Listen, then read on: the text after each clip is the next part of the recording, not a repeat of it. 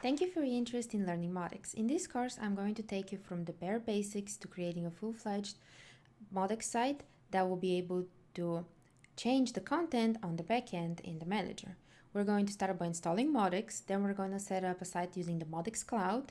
Afterwards, we're going to be learning about snippets and chunks. Then we're going to go to the manager and learn about the backend interface.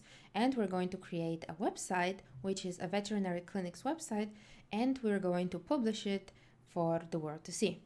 This course will take you from zero to hero, and you don't need any previous experience with MODX. If you have experience with WordPress, then this is a great start, but it is not needed for you to be able to create MODX websites.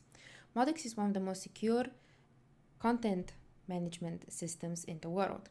A lot of cybersecurity agencies publish the number of sites that they rescued from malware, and WordPress is almost always at the top of infected websites, and MODX is at the bottom.